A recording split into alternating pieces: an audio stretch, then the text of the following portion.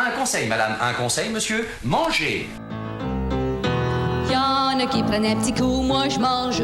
Y a-t-il un pilote dans l'assiette ?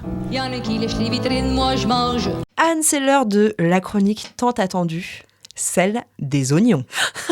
Alors, l'oignon, c'est intéressant qu'on en parle cette semaine, puisque c'est un légume condiment, ce qu'on n'a pas fait depuis la rentrée. Oui, absolument. Donc c'est un légume qu'on va consommer en quantité abondante, comme on mangerait des courgettes ou comme on mangerait des haricots verts.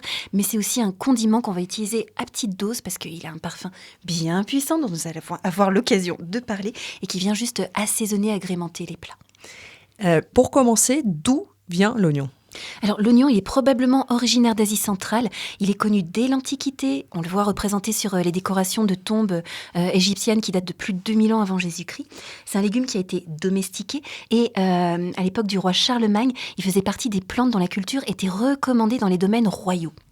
Il y a plus d'1 millier de variétés d'oignons. En France, on connaît en particulier l'oignon doux des Cévennes qui a obtenu un label AOC et l'oignon rose de Roscoff qui a reçu le même label en 2009.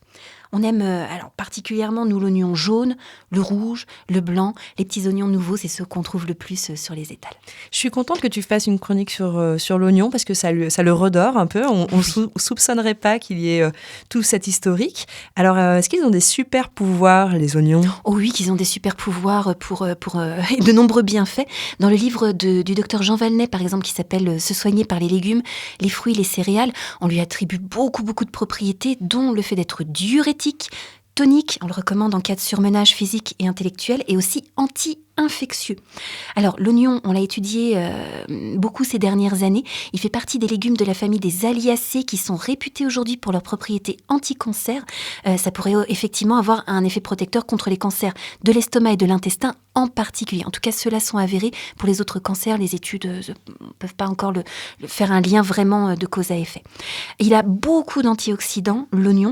Les principaux, ce sont les anthocyanines et les flavonols, dont la quercétine qui est à nouveau étudiée pour ses propriétés anti-cancer. Les anthocyanines, c'est les pigments qui donnent leur couleur rouge aux oignons. Donc on va en avoir particulièrement dans les oignons rouges. Et puis les flavonols, ils apportent la couleur jaune. Alors c'est intéressant cette histoire d'antioxydants qui sont des pigments colorés. Plus le légume est coloré, pigmenté, plus il est riche en antioxydants. Donc les oignons blancs, ils sont moins intéressants sur le plan des antioxydants. Et puis toutes les parties blanches des légumes, le cœur des salades, tu sais qu'on aime bien parce qu'ils sont un petit peu plus doux, le blanc du poireau, etc. Ils sont moins riches en antioxydants aussi que les parties vertes qui sont un petit peu moins douces à la saveur. Ça rejoint une chronique qu'on avait fait sur les couleurs et les aliments. Absolument. Que je vous invite à retrouver en ligne sur radioalto.info. Alors, je vais poser la question que tout le monde se pose. Sans détour, Anne, pourquoi l'oignon fait péter ? Oui, c'est important. Non, il faut qu'on le sache. J'espère que tu as une réponse. Oui. Parce que ça m'intéresse aussi, moi, toutes ces questions. Voilà, c'est important pour le bien-être. Donc, à cause des fibres indigestes qu'il contient.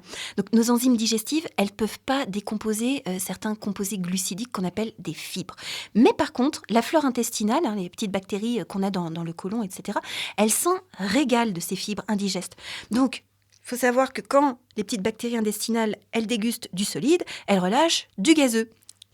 Et avec l'oignon, en plus du bruit, on a l'odeur parce que le soufre qu'il contient donne au paix leur fumée caractéristique. Mais c'est pour ça.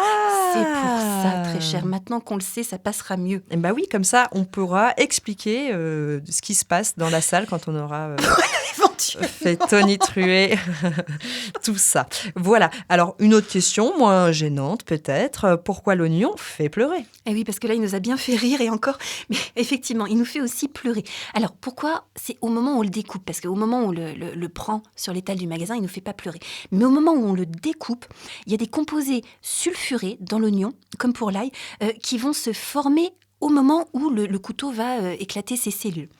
À ce moment, il y a une molécule qui s'appelle l'aline, qui est inactive et inodore à la base, qui va entrer en contact avec un enzyme et qui se transforme en un gaz irritant et volatile. Et au contact du liquide lacrymal, ce gaz, il se transforme en acide sulfurique. Et ça fait pleurer les yeux. Et oui, ça me rappelle ma grand-mère qui coupait les oignons avec son masque de plongée. Et c'est la seule bonne solution et radicale que j'ai trouvée. Alors oui, Pas pleurer. on m'a dit sinon de couper l'oignon dans l'eau. Bon, je vois pas trop Alors, comment on fait ça, mais C'est moins pratique. j'ai toujours retenu cette leçon, mais je l'ai jamais mise en œuvre. Ça me paraissait beaucoup trop compliqué. Mais je sais pas, t'as essayé toi? Alors tu peux couper l'oignon effectivement en gros quartiers sous un filet d'eau. Maintenant, si tu veux l'émincer, c'est moins pratique, on Eh est oui. d'accord. Voilà, bon, essayez les auditeurs et puis vous nous direz. Alors comment est-ce qu'on mange l'oignon? Alors l'oignon, on peut le manger cru et là, il a une saveur évidemment piquante et très relevée avec ses composés soufrés, mais on peut le manger cuit et là, la saveur est très adoucie. Et en plus, l'oignon, il est assez riche en glucides pour un légume. Il contient environ 7% de glucides, comme la betterave, et c'est pour ça qu'il va caraméliser et confire facilement. Mais tu réponds à toutes les questions. C'est incroyable. Ok, donc l'oignon confit facilement grâce aux glucides, je retiens. Et à partir de ces oignons crus ou cuits, quelle recette peut-on faire? Et bien, on peut faire par exemple la fameuse tarte à l'oignon. Et Évidemment. là, les oignons qui sont bien confits, ça va apporter beaucoup de fondant avec une bonne pâte brisée, bien beurrée, bien croustillante en dessous. Puis la fondue d'oignon qu'on va faire longuement confire en cocotte. Du cumin, du carvi pour le parfum et pour la digestion, c'est pas du luxe. J'adore. Je pense aussi à la soupe à l'oignon. Évidemment, la soupe à l'oignon, c'est un grand classique de la cuisine française. Là, les oignons sont émincés, ils sont revenus au beurre, tant qu'à faire.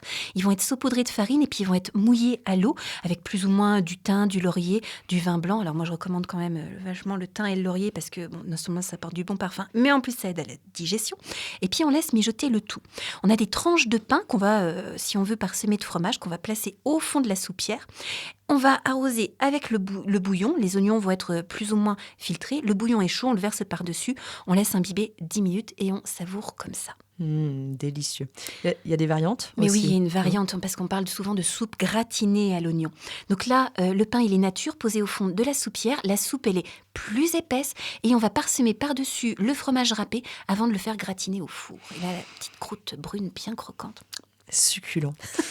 Et si je te fais travailler ton anglais qui est vraiment très bon, si on parle de onion rings? Mais oui, les onion rings, ce sont les beignets d'oignons. Donc là, on a des tranches d'oignons. Et tu sais, comme l'oignon, on va le trancher dans son horizontalité pour le coup. On va se retrouver avec des belles lamelles d'oignons circulaires qu'on va mettre dans une pâte à beignet et faire frire. C'est trop, trop bon. On a aussi les oignons farcis qui sont délicieux, dont on peut faire des petits farcis, comme on fait les tomates farcies avec de la viande hachée. Et puis, on va le retrouver dans des chutneys. On va le retrouver dans le confit d'oignon. Donc là, on a des mélanges tantôt sucrés acidulés, tantôt simplement sucrés. Et le petit confit d'oignon, tu sais, qui accompagne bien le foie gras. En fin d'année, c'est miam. Ça me réjouit. Et en cru également. En cru, moi je l'adore dans les salades, notamment la salade de lentilles, parce que là sa saveur bien pétante vient réchauffer les plats qui sont un petit peu plus doucereux. Et la lentille qui est un petit peu douce et terreuse, elle est bien ravivée par l'oignon cru. Et dans ce cas-là, tu l'éminces? Oui, je l'émince. Assez fin. Ouais, plutôt finement, puis j'essaye de pas trop doser, parce que sinon après on a un peu une haleine de chacal. Ah, c'était pas dans la chronique ça, Anne? C'était pas dans la chronique. Bon, prévoyez la brosse à dents après une bonne salade d'oignons crus mis avec les lentilles ou autres. Par exemple. Ou alors, il y a encore une astuce, c'est que si on veut pas avoir la laine de chacal, on peut faire lacto-fermenter l'oignon. Ah. Voilà, donc la lactofermentation, on en parle de plus en plus. On aura peut-être l'occasion d'y consacrer une chronique, ce serait pas du luxe. Et en fait, les bactéries qui transforment les molécules nutritives, elles rendent la saveur de l'oignon ou de l'ail, d'ailleurs qu'on peut faire lactofermenter aussi, beaucoup plus douce et le légume plus digeste. Donc on n'a pas la laine de chacal et on n'a pas les Génial. J'attends cette prochaine chronique avec impatience. Donc une chronique sur l'oignon, donc sur un légume condiment. Peut-être aussi en fera-t-on une sur l'ail? Mais ce serait avec bonheur, parce que alors l'ail, là, en termes de super pouvoir, on est vraiment au taquet. Ok, c'est super. On attend ces prochaines chroniques et on se dit à la semaine prochaine. Avec bonheur très cher.